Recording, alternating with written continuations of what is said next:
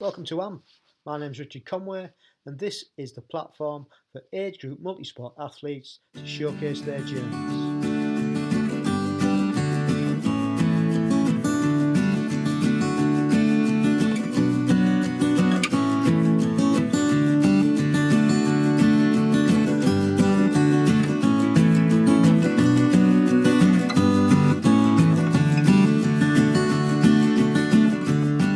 Welcome along to episode 30 of the Age Group Multisport podcast. And yep, we've reached the big 30 episodes. That seemed a long way off when I started this in lockdown, but we keep rolling on, keep getting guests who want to come on, so that's great. I hope you're enjoying them. I've learnt a lot since I started this, and I've met some fantastic people along the way. So thank you to them. Couldn't have done it without them. And thank you to you guys for listening and giving us the support.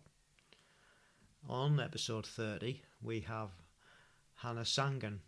And Hannah is a young lady who has just finished a PhD in sports science. And she's got a background growing up as a swimmer and a runner. And when she was at university, she got into biking. So, as I said to her during the interview, it was inevitable that she was always going to get into triathlon at some point. And she goes into detail as to how that happened, and also she tells us a little bit about the pressure that she puts herself under, or has put herself under, before competing, and how she's dealt with that. So that's quite interesting. And she's also got a background in coaching. She was coaching, or has been coaching since she was 15, athletics, I believe. So yeah, lots of knowledge.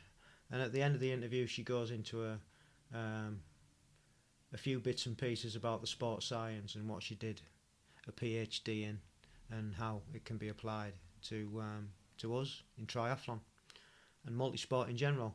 So yeah, a great interview. That's coming up. So what's been going on since the last pod? Well, it's Monday the 7th of June as this has been recorded, and this weekend just gone was the WTC event at Leeds, Roundhay Park, where they, on the 5th and the 6th, which was the Saturday and the Sunday, held a weekend, and they put on events from Go Try right the way up to hosting the elites. And I'd entered to race the standard event, which was a qualifier for the Worlds next year on the Sunday morning. And it was a standard distance, which is 1500 metres swim, 40k bike, although the bike was only 37k, and a 10k run. And I hadn't realised that I hadn't done a standard distance since 2017, which was also Leeds. A slightly different course, because this one that we did yesterday was pretty much all up by Roundhay Park. The bike went out a little bit, but the rest of it was all in Roundhay, whereas other years they've ventured down to Leeds city centre and brought it out to the masses. And obviously with COVID they couldn't do that this year. So we were starting quite early. We all had slots to go into the venue itself, where we got temperature tested, and they took our queue registration, and then we made our way on to registration itself, and it all ran very smoothly.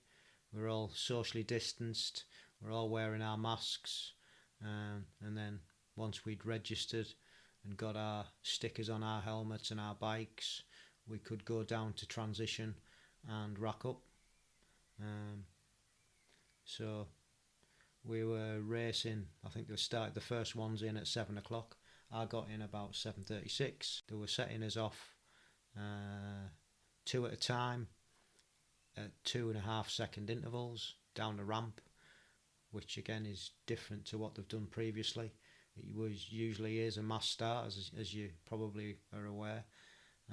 So it was quite nice actually not having that mass start. You could see where you were swimming. There was no washing machine environment, and yeah, it was pretty good. Downside to that was there wasn't much drafting going on, and but it was good. The water temperature was nice and warm at about 18 degrees. So again, that was a bonus. A lot warmer than what we've been swimming in recently. So got around the swim, got out. It wasn't a fantastic time. It was a bit slower than previous years, but I suppose that's to be expected, not having much swimming availability over the last year or so. And then it was a 400 metre run up to transition, getting your wetsuit off as you went up, down to waist height, and then into transition, getting it off completely, putting your helmet on, grabbing your bike, and again it was another 400 metres run to the line, the mountain line, and then straight up a hill. So you had to make sure that you're in the right gear. Unfortunately, I'd done it quite a few times previously, so I knew what was to be expected, knew what was coming. The bike course, if you've ever done it, you'll know it's quite undulating, lots of ups and downs, and lots of tight turns now on this one due to being restrained on the course, due to the course being a bit more compact than it has been in the past. 2 laps, there was that many people on the road, it was just impossible not to be up close to somebody at some point. I don't think many people got penalties for that. I think the organisation was quite aware of the amount of people they had on the road, so I think if anything they were quite lenient. And to be honest, I didn't see anybody drafting on purpose anyway, to be fair. So so 2 laps of that loop, 37k I think it was, and then back into transition, 400 metre run back to racking the bike and getting the run shoes on, and then out onto another undulating course around Ayr Park itself. Quite a nice run, and started cramping on the second lap. It was 3 laps, and started cramping on the second lap, even though I had hydrated, or I thought I'd hydrated enough over the week prior to it, but still got some cramps. Anyway, ran through that, got through it, and finished the run in a decent time. I was quite pleased with the time. Not pleased with the overall performance, but I was nowhere near qualifying. The guys who were at the top of the game were just far superior, and I just never stood a chance really. It just shows when you haven't done anything at a certain distance for quite some time that you've got a lot of work to do if you want to compete in that environment. So, but it was an enjoyable weekend. Got to meet my son up there. He lives in Leeds, so he came to watch. So we got to spend the day together and watch the elite race, and that was just fantastic. Both the ladies and the men's. A big congratulations to Jess Lamont and Sophie Caldwell in the women's race, and what a race Alex Yee put together for his first win in the pro ranks. So hopefully it's one of many and he goes on to get into the Olympics. So all in all, a great weekend. Really enjoyed it, and not sure what the next race is going to be for me, but we'll keep training once the aches and pains from the legs have gone. Going to take it easy this week now, and we'll look for the next race. And apologies if you can hear the deluge of rain that's just decided to come down upon us outside. It's been like that all day. It's been horrendous. I've had to work as a gardener outside between the showers. Unfortunately, I've been able to do that, so that's all right. So yeah, onwards and upwards. So on to the main event. Coming up is our interview with Hannah Sangan. Hope you enjoy it, and we'll see you on the other side. So, welcome along to AMP, and thank you for agreeing to do this. Thank you for having me. Yeah, we're on episode 30. Can't believe it already. I started this in lockdown, and we've got up to 30. Amazing. So thank you for reaching out and agreeing to come on, because you were the last person that I had on my list. So I put a post out to everybody to see if we could get some more guests. And fortunately, I've got 5 more come on. So that's good news. Oh, fantastic. That's great. Because it's just great to hear people's stories, I think. So. Yeah, definitely. I love hearing it. So different for each person. It's great. Yeah, it is. So tell me a bit about yourself then.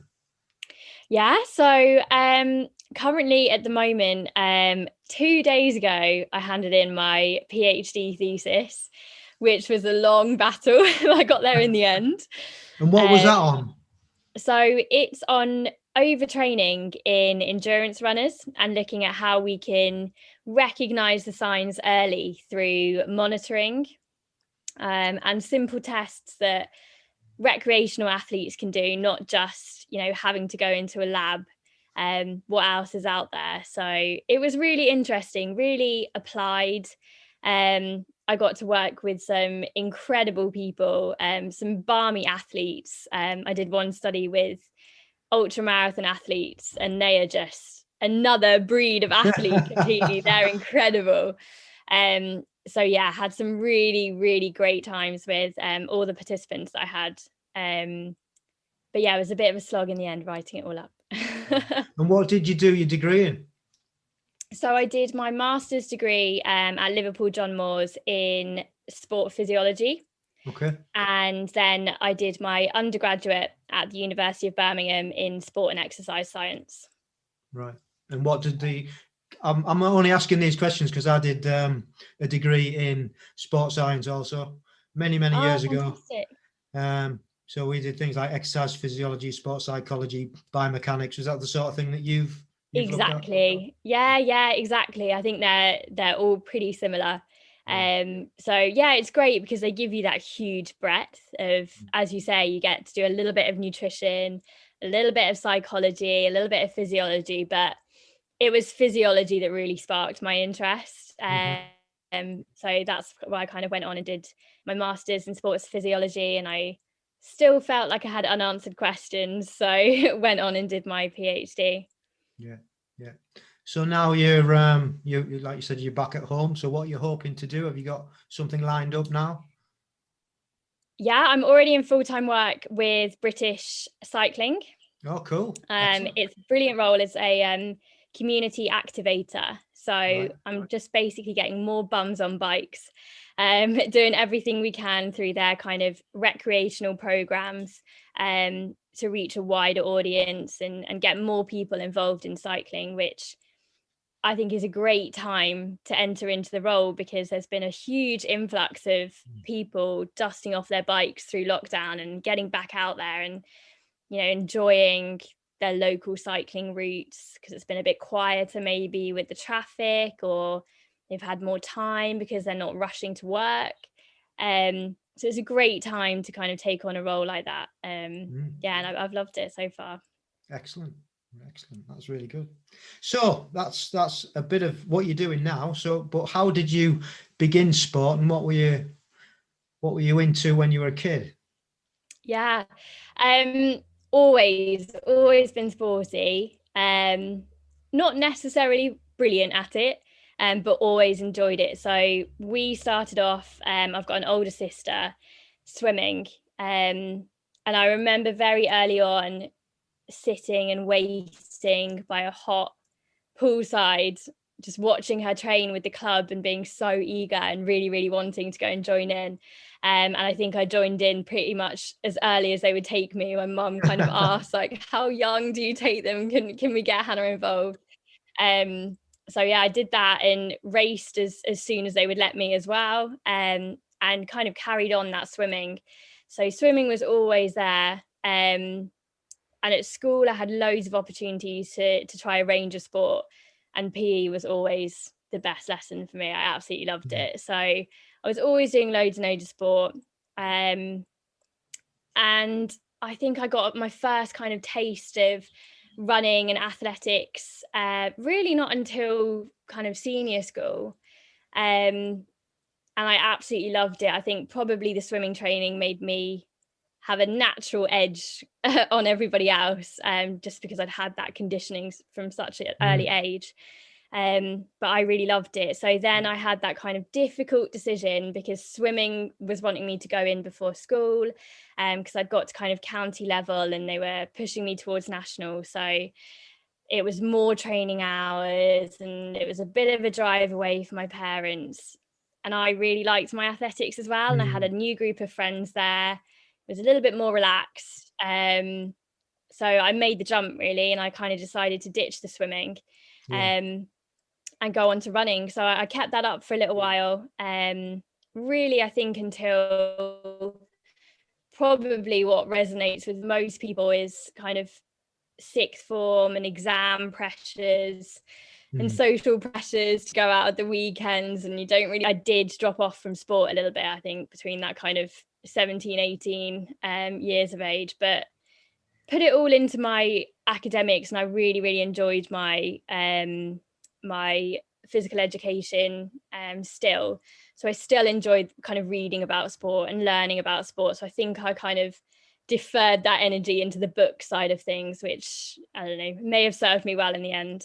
But yeah, picked everything back up when I went to university, and they had a little bit more of a kind of recreational feel, I think, to the sport. There was that kind of pressure that I'd felt from swimming at an early age had kind of been a bit more relaxed in the university setting, and you could take part just for fun. And I slowly got back into races again.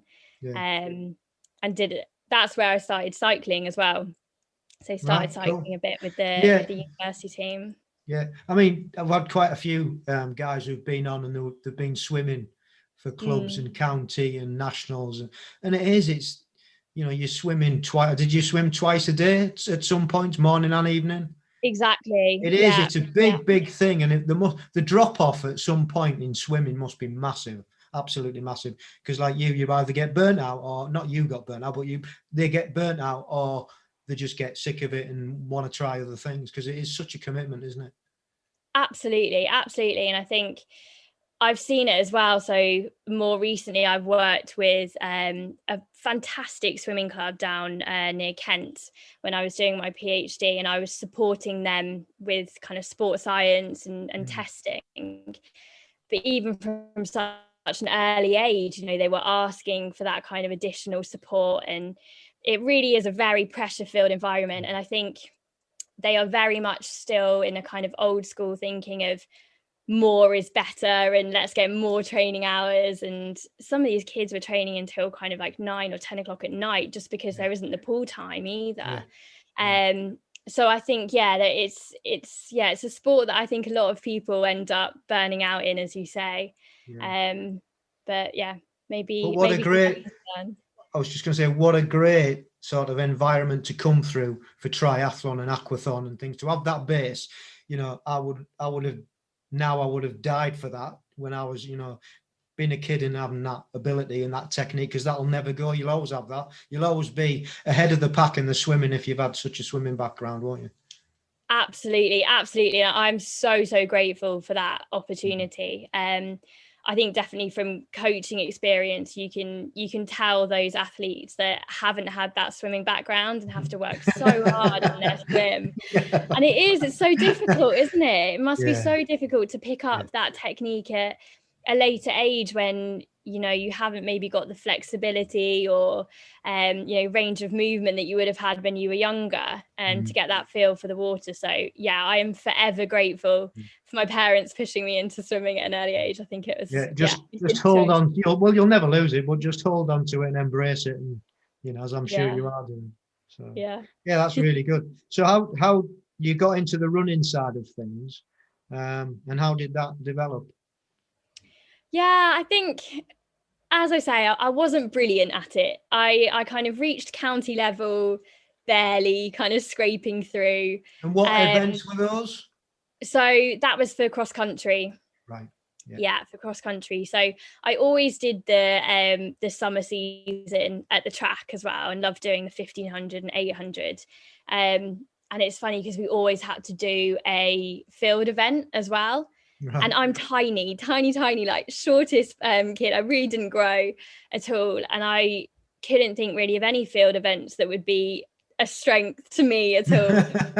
And they always used to put me in for hammer, and I would be there with these women, because it was a women's league, so 30, 40-year-old women who were much bigger and stronger than me, and then I would drag the hammer through and try and throw it. But I just loved that environment, and I loved being able to try different things, and kind of bounce from cross country to field events and track events. So I quite liked the athletics environment. So I think that's probably served me well for triathlon as well, is having that range of skills and not just funneling into one sport. Yeah, and the adaptability as well. Yeah, definitely. Yeah. No, but I loved it, and it was a really social sport to do as well. So yeah. So from there, how did you find out about triathlon? Because what was your route in? Yeah, to be honest, I'd never really thought about triathlon. I think it had always seemed as a student like quite an expensive sport to do, which I think is still true. Even the club at university, the membership was expensive.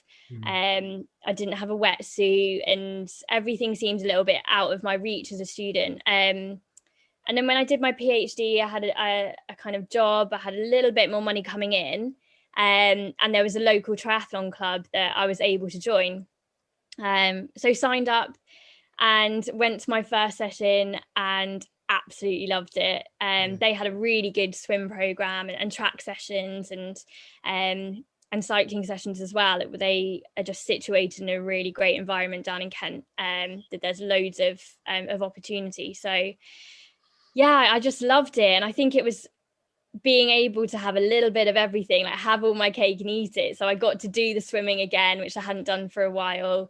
I got to be at the track, and I got to do my cycling. Like, what's better to have all those three things that I really enjoyed, and being able to put them all together. So it was just kind of opportunity, and really not that long ago. So just a couple of years ago.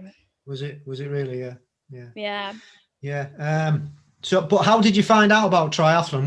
Was it at university, and did you ever do anything there with the club, or was it just purely when you'd finished? Yeah, so I did. My another one of the PhD students was coaching at the club, and he was looking to get more people involved. So he kind of said to me, "Come along, just try a session." So it was word of mouth, really. That I kind of. And had you watched anything on the TV, or had you heard of the Brownlees, or you watched? A little bit. I'd heard of the Brownlees. I'd watched it, but no, I don't think it was ever really on my radar. I'd never even thought of, I'd done these three sports. I'd never even really thought of putting it together. So no, I can't really think why either now, but it was inevitable, wasn't it? Yeah, I guess it was. I guess I almost trained myself into being a triathlete without realizing. So yeah. You were doing swimming, running and biking. You didn't know it at the time, but it was to do triathlon. Exactly. It got you in the end. Fantastic. Yeah, it's funny how it all comes together, isn't it? Definitely. So what was your first try, and what distance? First triathlon I did was in Arundel, and it was a sprint triathlon. It was a pool swim. Hadn't done any open water yet. So it's a pool swim. And I remember I jumped on my bike, and it was on a road, got to the roundabout, and was trying to brake, and I hadn't put my brakes back on after putting the bike in the back of my car and putting it on. So I was trying to brake for the roundabout. So not a great first experience. And then I think on the bike course, I went the wrong way completely as well. So I had to turn around and come back. So I had a lot of work to do on the run, but really, really enjoyed it. And I think I came third in my for the women's as well. So I've got a couple of questions on this. Right? Yeah. That's quite interesting. The first one, can you remember the time you did in the pool? Oh, no, I can't remember. Maybe I should have looked before I came. That's all right. I was just interested, being a swimmer, and what you did. I think I had that a good advantage, which probably meant that I could mess around a bit on the bike, which I did. Yeah. And the second one was, if you didn't, were the brakes actually off the bike completely, or were they just not fixed? And how on earth did you get through the whole cycle without any brakes? So I always take my front wheel off when I'm shoving my bike in the back of my car, and I'd put it back on, but hadn't, fixed the brakes back on, clicked them down. Got to the roundabout and realised they weren't on. I managed to jump onto the pavement on the side and then click them back on and did the rest of the ride without it. But every time now I get into transition, I check that my brakes are on. So lesson learned. Well, exactly. You know what I mean? We've all done stupid things that we learn from, because you don't learn by doing everything right, do you? So it's, these things that you remember and you think, I've been there, I'm not going to do that again. So brilliant. Yeah. And the run went well, I take it.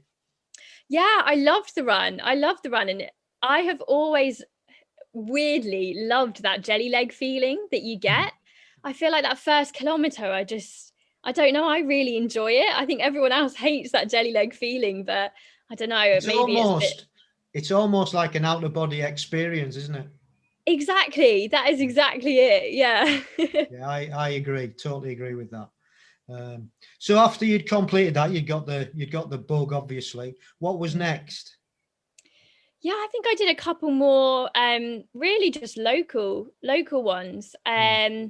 Did the first kind of open water one. I think that must have been a local one near Kent.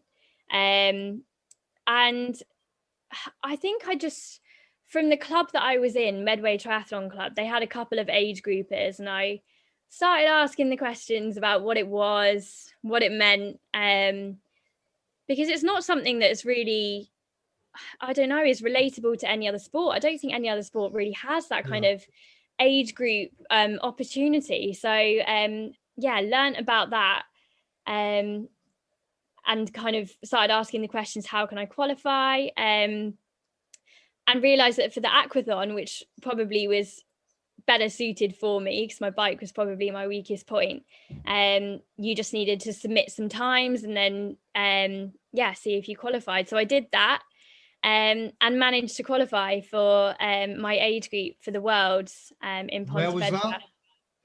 Sorry? Where was that, sorry? That was in Pontevedra. Yeah.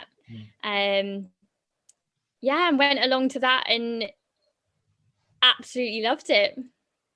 Yeah, we'll touch that one in a minute. So I've got a couple more questions. The first one you said about getting into open water, right? So I'm interested, from a pool swimmer, getting into open water and wearing a wetsuit. How did you find that? What was that experience like for you? Yeah, I went in really early on. I think I made a mistake. I went for my first open water swim in mid-April, which now is, the trend, but I think it was far too cold. I was absolutely freezing, and I wasn't expecting, because I thought I was quite confident in the water. Water's never been something I'm scared of. I always go into the sea, I'm absolutely fine. But I wasn't prepared for that cold shock that you get. And I was out of breath, and I was very much out of my depth and out of my comfort zone. I really did panic. And I really could only swim like 100 meters, and I got out and I was just terrified. And I was like, that's so weird. I've never had that experience. I'm a confident swimmer. so I always keep that in mind now when I'm coaching people as well. That open water is actually quite a scary thing to do, especially when it's that cold shock. I think a lot of people underestimate it. And I certainly did. So my first experience of open water was that shocking realization that, it's not as easy as some people make it look. No, I've got a race a week's time in Leeds, and I literally went in for the first time because it's been so cold still. So I went in literally for the first time last week to open water. Went straight back to the pool when we were allowed, and I've been swimming in the pool. But I got back into open water. Well, I lasted longer than I thought. I lasted 30 minutes, but it was so cold. I couldn't feel my feet and my hands when I got out. And I went in again on Wednesday, and it was worse. It was even worse.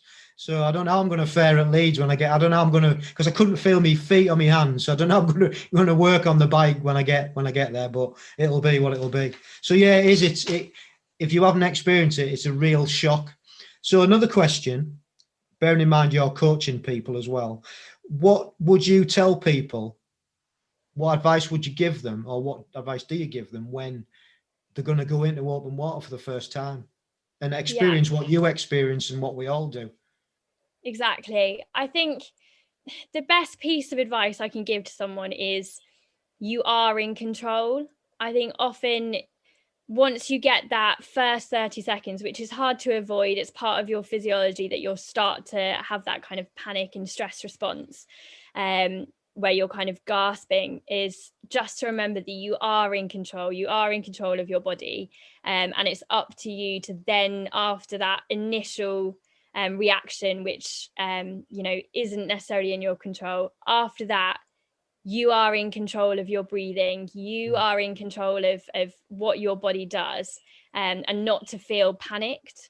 Take your time. Familiarize yourself with the water, splashing your face. I was just going to say, techniques. One of the things that I was told was to actually splash water on the back of your neck before you even go into the water, and just it'll acclimatize you, and the same on your face, I suppose. But do that, and it does seem to work. Absolutely. And just slow and steady. I think get your breathing before you rush off. So don't feel like if you're in a group of experienced people and they dive straight in and go, that is something you need to do as well. Take your time with it. I think that's probably the advice I give. Yeah, that's great. That's really good. And the other thing I was going to say, you were talking about you'd gone in for the aquathon, but before that, the other question was going to be, you found out about age groupers because in your club, I usually ask how did you find out, but you stated in your club there was already age groupers in there, so you were aware. And you're right, there isn't, if you don't know anybody about it, it's usually people just stumble across age grouping or see somebody with a tri-suit with GB in the name on it, and they think, oh, well, what's all that about? It's not really that common known, is it? Unless you know somebody like you did, if you're new to the sport. So that was pretty good for you to be able to speak to people about that and get their advice on it. Again, because it's all we've basically got to work ourselves through it, haven't we? The process of how you qualify and everything, and it's not straightforward. Once you know, but it's not straightforward. So, and the other thing I was going to say was, I think it's fantastic that you recognised your strengths. So you went for an aquathon. So you're swimming is a given, and you're running as well, and you're not so good on the bike at the moment, or then. So you went for the aquathon. I think that's just brilliant. That's just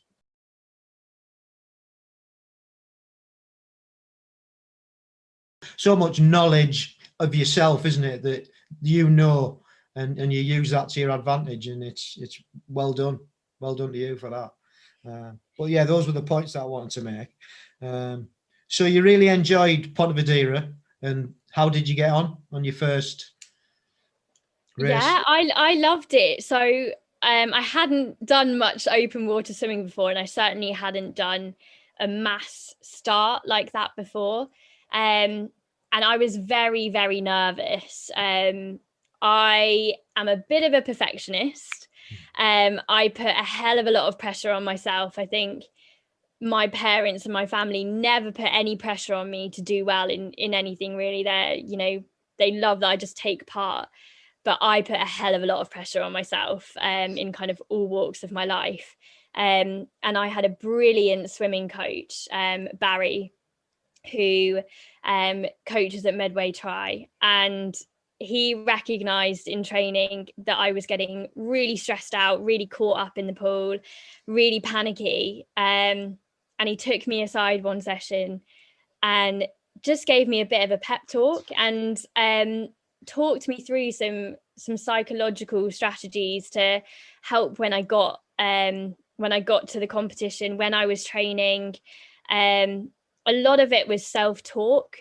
So often I would get to the start line, and I think probably a lot of people, particularly women, probably feel this when you get to the start line and you see a lot of people with really great equipment. They look incredible. There's a lot of chat about what training camp they've been on and everything. And I always psych myself out then. And I think, oh God, I'm never going to be able to do this. This is the world. Like, I shouldn't be here. This is amazing. And I really psych myself out. And he just said to me, when you're at that start line, look around and say to yourself, everyone should be scared of me. They should be looking at me and thinking that, because I've put so many hours in at training. I've done, exactly what I wanted to do before I've come here. My training has been exactly what I wanted to achieve. So people should be scared of me. And naturally, that's nothing I would ever have said to myself in my head. I would always go and defer to the complete opposite, which I think a lot of girls often do, is think, oh, I'm never going to be able to do this. I'm terrible compared to everyone else. But that shift in mentality really helped me to focus and just get the job done. So I'm forever thankful for him for that pep talk before I went. And it made me enjoy it a lot more, I think, as well, because I wasn't scared as much as I probably would have been. And yeah, I loved it. I actually really enjoyed the battle that happened in the open water swim. There was a really strong current, I remember. And I think we watched the para triathletes go off before us. Mm-hmm. And that was so inspirational to watch them swim. And I just thought, what, if they can do it, what am I scared of? I need to get in there and do what I've been training for as well. So that was an incredible thing to watch beforehand. And I would certainly advise anybody who is going out to do a competition to make the most of it and go and watch other people doing the race before you, because it really is inspiring. So that really helped as well. And yeah, I had an all right swim. I knew that I wasn't anywhere near the front. There were some very, very strong swimmers in my my age group. A couple I'd known from university and swum at university with them. So I knew they were going to be very good in the swim. So I knew that I actually would have to make up quite a lot on the run. And yeah, I think I just had a bit of an out of body experience and just absolutely went for it. And I remember seeing my dad, they'd made a little sign for me saying, "Go, Hannah, go." And I saw that sign and I just absolutely went for it. And yeah, I came 7th in the end in my age group, which I was really impressed with. It was a tough field. So yeah. You've got to be impressed for your first event, becoming 7th.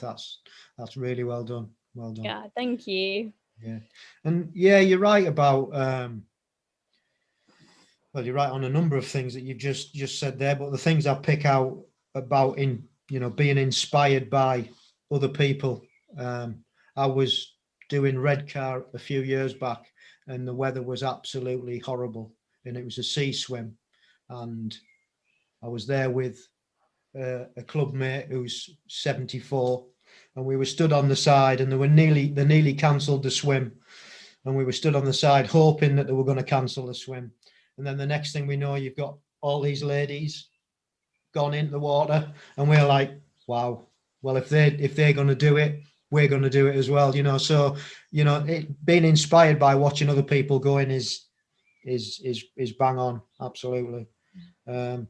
And yeah, that self-talk, isn't it? It's so powerful.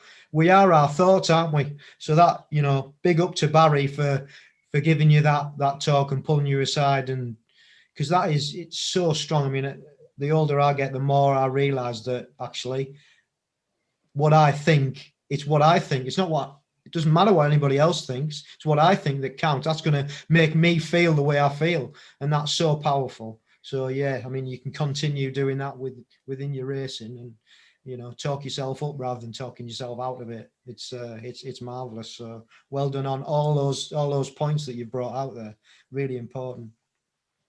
So from coming back from Pontevedra, getting 7th, well done again, brilliant.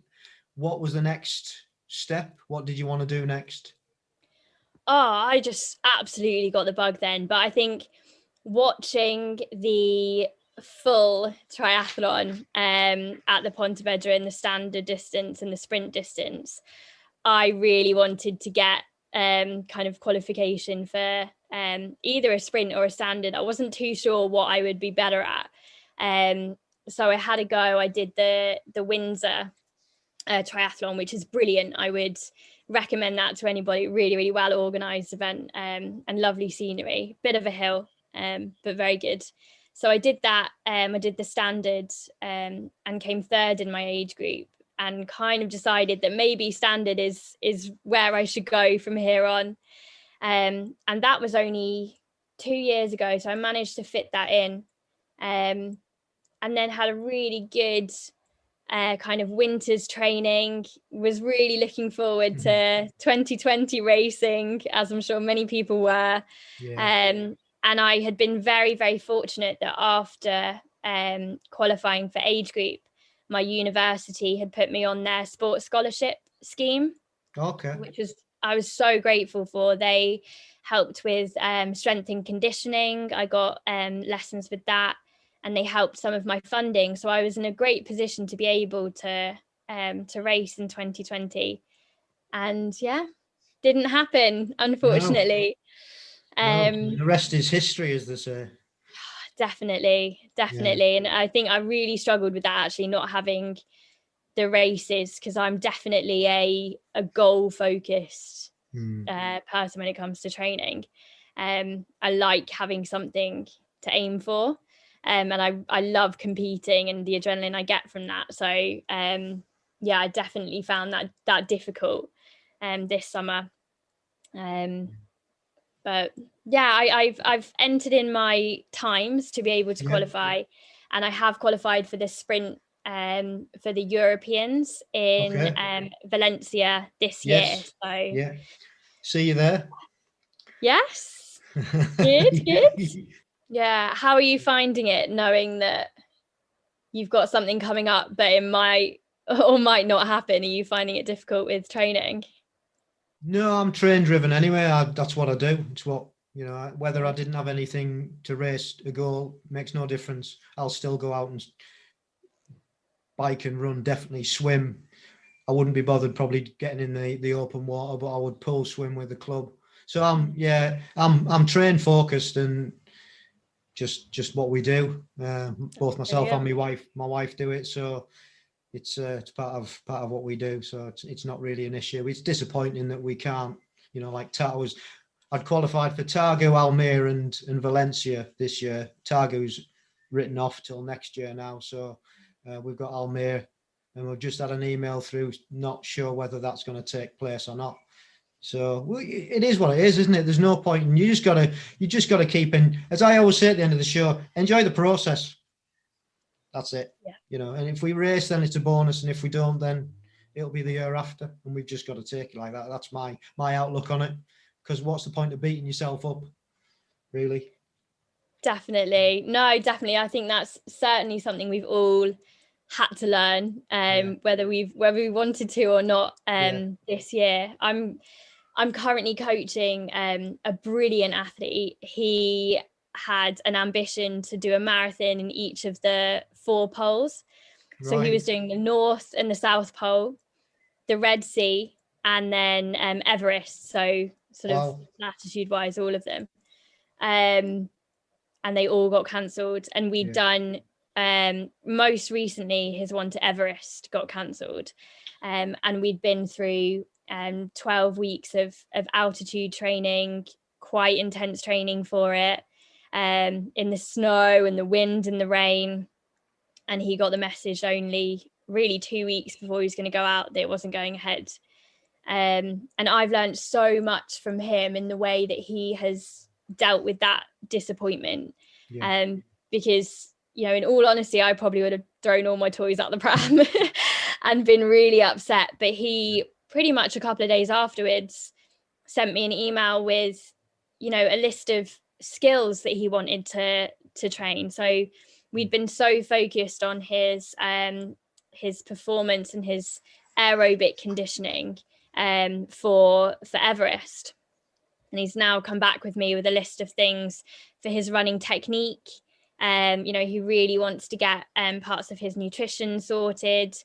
So I think I've learned a lot from that, in that, you know, it doesn't always have to be towards a race or a performance goal. You can have technique goals, or, you know, other parts of your performance that will inevitably help your race in the long run, that can also be something to work towards. And definitely when we don't know that races are going to happen, it's a great time to start refining those skills that we've been putting on the back burner for a little while. So yeah, I definitely learn from people like yourself and him that are able to turn it around a bit.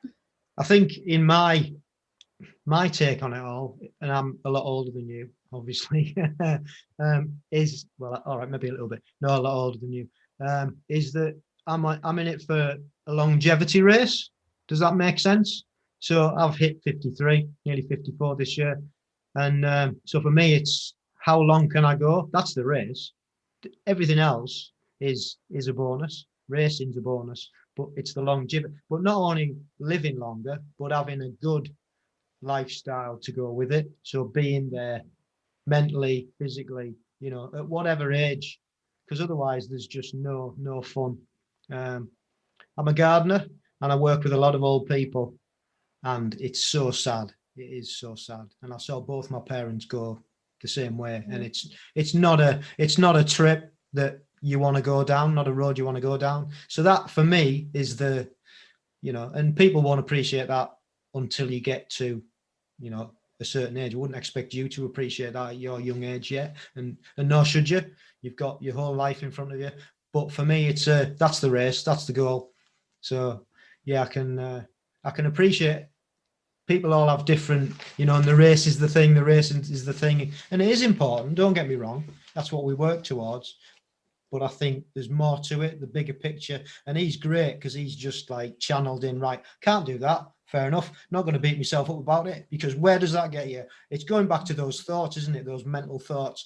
Yeah, you can be annoyed and angry, but is that going to change the thing? No. Is it going to do you any good? No. Is it going to make you feel any better? No. So what's the point? You know, just let's focus on the things we can do rather than the things we can't do, you know. So exactly. That's fab. Yeah, that is a good lesson, isn't it?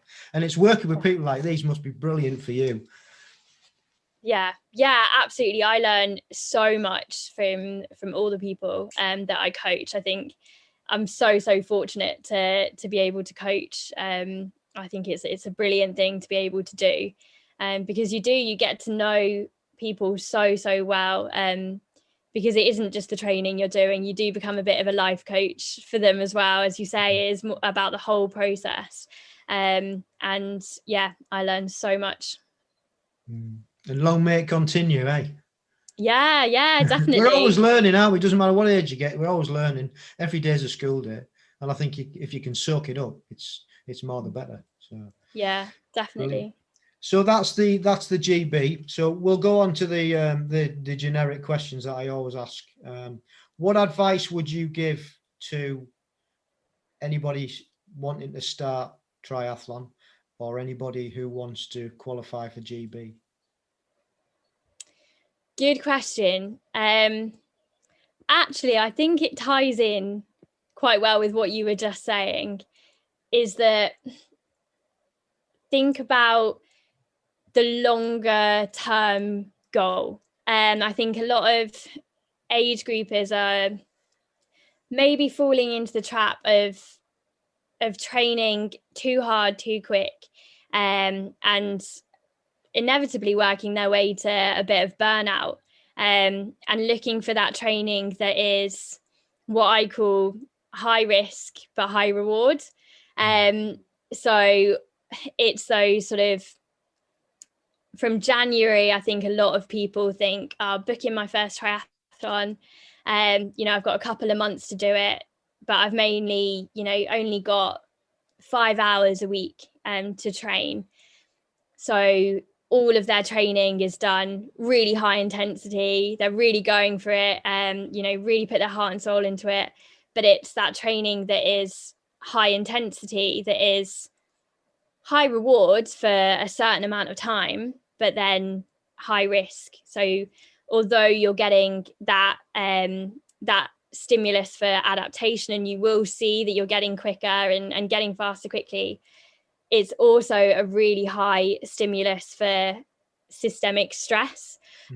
So that's the kind of stress that you get that has those stress hormones going around your body, leaves your resting heart rate a little bit higher, leaves you more prone to injury, and inevitably the quality of your training will go downhill, and you'll end up stagnating. And I think I've seen that in a lot of athletes that decide in January that they want to qualify in that summer, and kind of go for that high risk training for the first couple of months. So my advice would be to train wisely, train smart, go for what we call that kind of 80-20 training. So 80 at that low intensity, long endurance running, where you're still getting a really, really good stimulus for adaptation. So it's a kind of medium to high reward, but you're lowering that risk as well.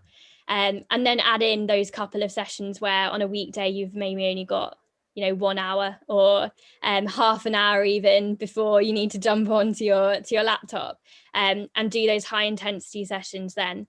But really having a kind of continuous consistent training that follows that 80-20, that is sustainable, it's low risk, you'll see yourself getting up to that standard where you're able to qualify without putting yourself at risk of burnout. So yeah, I think that would be my advice. Don't get overexcited and burn yourself out too quickly, because as you say, you're in it for the long run. You might qualify this year, but you've actually got to race the next year, so you can't burn yourself out in the first couple of months. So you've got to take it slowly, take it seriously, but train smart. Wise words. And there's a great book out called 80-20 that is a really good read.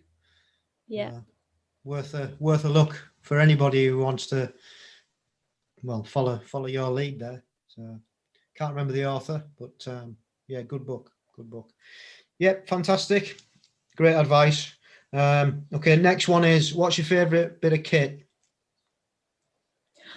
Ooh, good question. Oh, do you know what?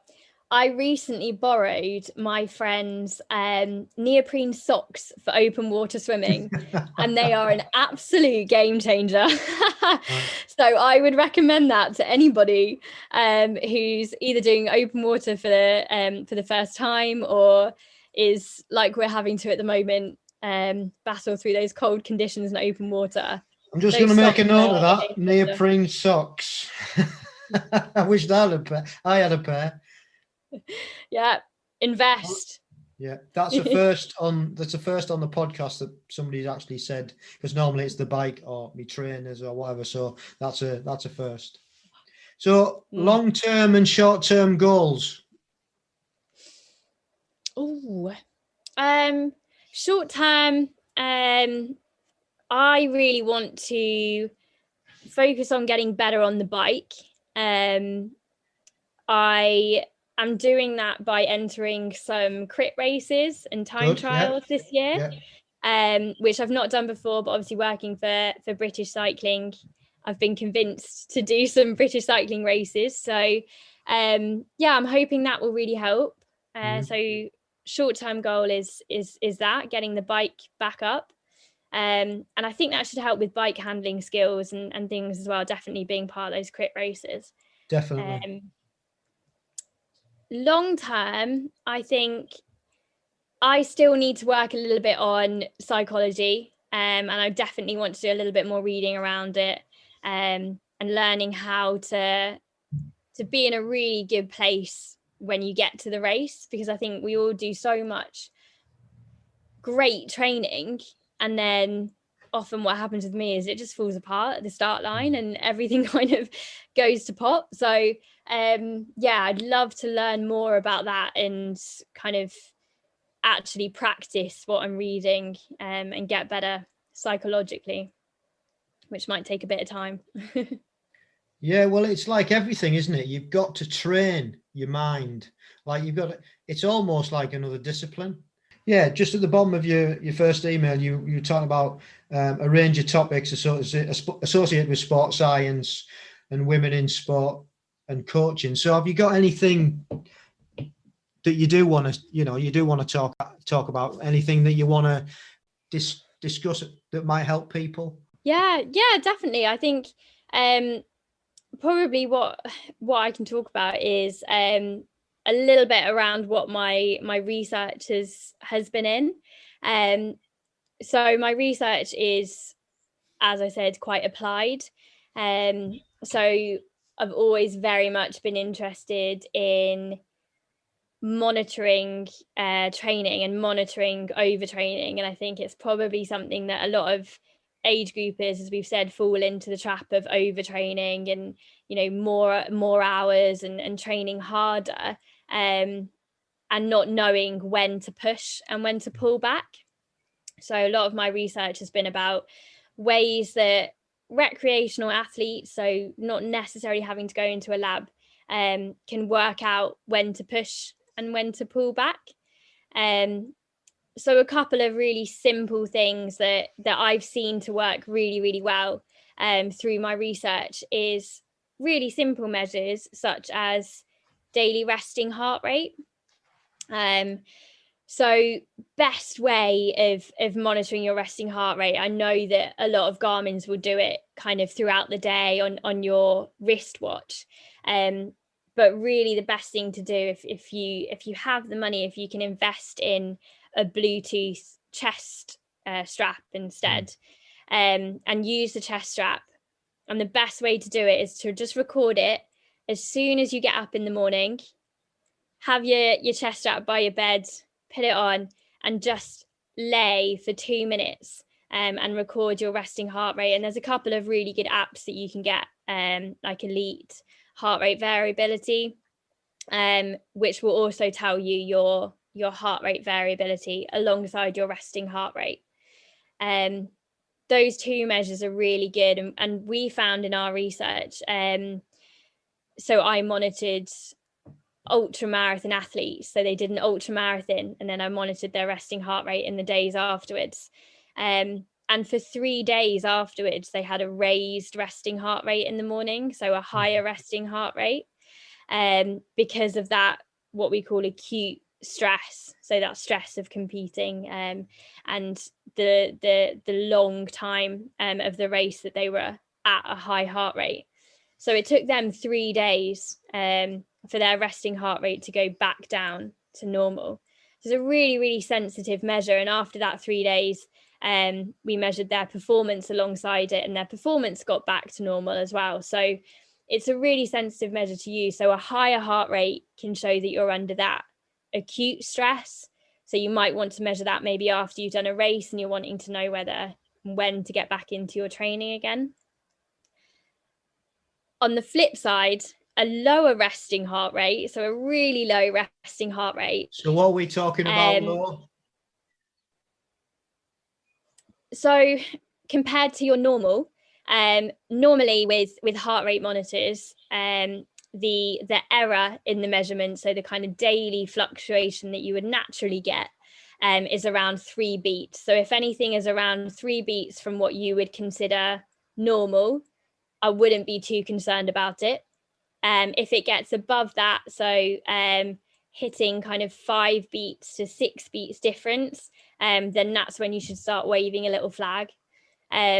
So 5 to 6 beats lower than normal on your resting heart rate can start to wave flags about chronic fatigue and overtraining, which is difficult because a lower resting heart rate can also mean that you're getting fitter and you're adapting well to training.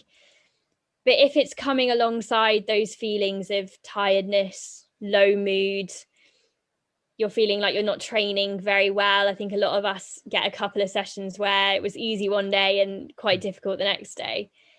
And that coincides with that lower resting heart rate. Then altogether, those are really strong signs that your body is really yearning for some recovery. And recovery means full days of rest. Maybe take that time to do your flexibility training or a little bit of strength and conditioning. But really, if your heart rate is dipping that low, you should definitely take sort of 48 to 72 hours of rest to try and bring that back up. So that's a really easy way of monitoring it. Other things that we've played around with is a small warm-up test. And this is what my main research was about. A small warm-up test where you run using the RPE scales. So the RPE scale, if you're not aware of it, is a scale from 6 to 20. So 20 being call an ambulance, I'm absolutely out of it, I've completely exhausted myself. And 6 being, barely walking, just really, really low. So we got people to run for 3 minutes at an RPE of 10, 3 at 13, and then 3 at RPE 17, which ended up being sort of below threshold, at threshold, and just above threshold. And we monitored their heart rate and their running speed when they were doing that. So when feeling fresh, you would be running or cycling at a faster speed at each of those RPE intensities, and your heart rate would either be the same or maybe a little bit lower.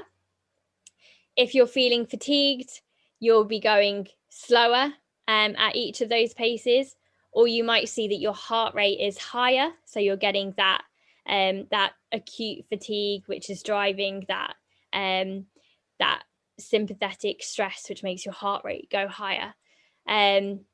So that balance between heart rate and speed and how you're feeling are really great ways of telling whether you're ready to push or pull that session. So a really quick thing to do in your warm-up, and even you could just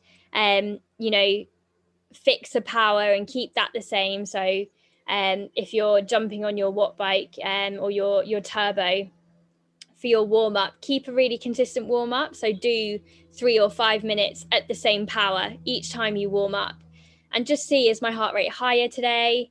Is my heart rate lower today? How am I feeling? Is it feeling easy? Is it feeling hard? And that will give you a really quick signal to whether you should push on that day or whether you should pull back. And it's important that you listen to that. And it's a really quick and simple way, I think, of tracking each day. And it just allows you then to give your body that adequate recovery that it is asking for, and not to push when you shouldn't be. And as you say, as we talked about earlier, it helps you to be a more sustainable athlete and keep this going for a longer period of time. If you're listening to those signals. Yeah, great. Yeah, that's simple but effective tests. Brilliant to be able to see how you're feeling, and actually there's no way out of that, is there? It's there in black and white or whatever. That's really good.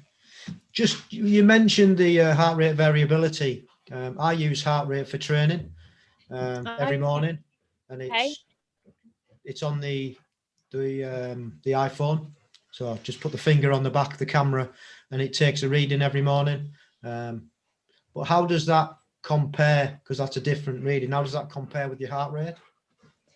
Yeah, so heart rate variability measures the time between each beat. So if you are feeling well, actually, your body listens really closely to all of the signals it gets every single second from your body, and it will change your heart rate depending on those signals. So you'll find the variability in the time between each beat is highly variable, so you'll get a higher heart rate variability score. So your heart is listening. When your heart is tired and those systems controlling that heart is tired, it stops listening as closely to so many different signals, and you'll find it just plodding along. So the time between each beat isn't as reactive as it used to be. So your heart rate variability will decrease, and that's what shows up on that app. And I think some of them are really great. They give you a kind of green or a red signal, so you don't even really have to work it out too much. Yeah, I mean, I've been using this quite a while now, and I've only ever had one red. I woke up this morning and I've got amber, and that's not really but I just wondered, because it's not only the heart rate that it measures, it then asks you for subjective answers to certain questions. So I'm just wondering, in your opinion, what do you think? I'm a bit of a skeptic to these things sometimes, and I just wonder, is it the information that I'm putting it in, are they taking that more to decide the score? And I've tried to trick it sometimes to work it out, and I haven't been able to do it yet. So you can, because I mean, it's pretty much standard, the questions they ask. Well, they're the same questions every day, and it's how you're feeling, have you had alcohol, and all that sort of thing. How much do you think that changes the reading of the heart rate variability itself? Interesting. I've never actually heard of the kind of two being integrated in the same app, so I'm not too sure what algorithm they're using. Yeah. So it might be better to keep them separate. So have a heart rate variability app, and then have those questions as well, which I think a couple of people who I train just keep a notepad by their bed. And it's so simple. You can either just, you create something yourself. So the three things I try and ask them is, how well have you slept out of 1 to 5? Yeah, that's that. Okay, good. So that's good. Muscle soreness. That's another one. Is the next one. And then general feeling. So are you feeling on a 1 to 5? How are you feeling? Just feeling. So those three things I think can be really, really great measures. And we actually saw in our research when we were doing the ultramarathon racing, that simple questionnaire asking you how your muscles were feeling and how you were feeling correlated or coincided really well with the heart rate measures and the performance measures and the bloods and everything that is very lab-based and technical. Really just a piece of paper with a couple of simple questions on almost gave us, the exact results that we would have needed as coaches or practitioners. So I do think there's a lot of apps and there's a lot of technology that you can invest in out there, but really asking yourself simple questions, knowing your body really well, sometimes that knowledge can be just as powerful if used in the right way. So I think using both as you're doing is fantastic. But I'm not sure whether you're tricking your algorithm. I was wondering. I mean, it's a well-renowned, I don't know whether it's a Spanish guy who came up with the app. And again, I listened to him on a podcast. And I thought it wasn't very much money for the whole app, and you have it for your life. And it's like, I thought, well, it's worth having a go. And the more I investigate, I thought, yeah, I mean, it does seem to correlate with how I feel. But I just wondered how much those questions actually affected. But it does say at the end, when it gives you its score, it says that your heart rate variability is trending X. But your subjective answers are Y, and it'll either say drop your intensity today, or you're okay to train as you. So I think it does sort of split it up. I guess I'm answering my own question here by thinking about it now. So, but yeah, it's a really handy thing to have. Another weapon in the armor belt, so to say, of wellness. Absolutely. And I think you've just got to find something that works for you. Yeah. I had a couple of people that I was asking them to do stuff as soon as they wake up, like I was saying, and they were like, well, the kids wake me up, so I don't know when I'm going to wake up. And as soon as I wake up, I need to sort them out. So actually, that's Yeah. not really going to work for me. No. So what else can I do? So you've just got to find something that fits into your lifestyle. And I think all these extra things should really only become a habit if it's adding something to your training or adding something to your life. If it's starting to become either an obsession or it's starting to become something that is actually stressing you out more than it's helping you, then block it, don't use it. is It's is funny my because advice. I was also listening to somebody on sleep the other day, and they were saying, yeah, all these things about sleep they're really good to follow, but when people become obsessive, it affects the sleep. So that's exactly what you've just said, isn't it? Just don't become obsessed with it. Just they're great tools to have if you can use them in the right way. Brilliant. Exactly. Is there anything else that you want to discuss, or are you? No, I think that's been great. I've really enjoyed it. Yeah, me too. Really, really enjoyed it. Learned a lot as usual when I get people on. So thank you ever so much for coming on. All Bro, right. no, thank you so much. No, it's been No, it's a great fun. pleasure. So thanks once again to Hannah for coming on and telling us her story. It was really good. Really enjoyed the chat, and especially at the end when she was telling us some hints and tips about heart rate.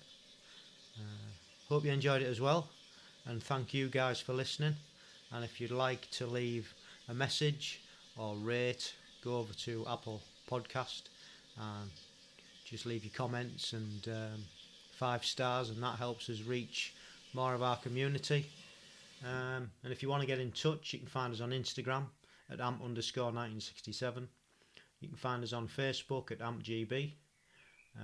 You can contact us on email, agegroupmultisportpodcast@gmail.com. We're also on YouTube at ampgb and Twitter at agegroupmultisportpodcast. So thank you once again, and remember, stay safe, keep training,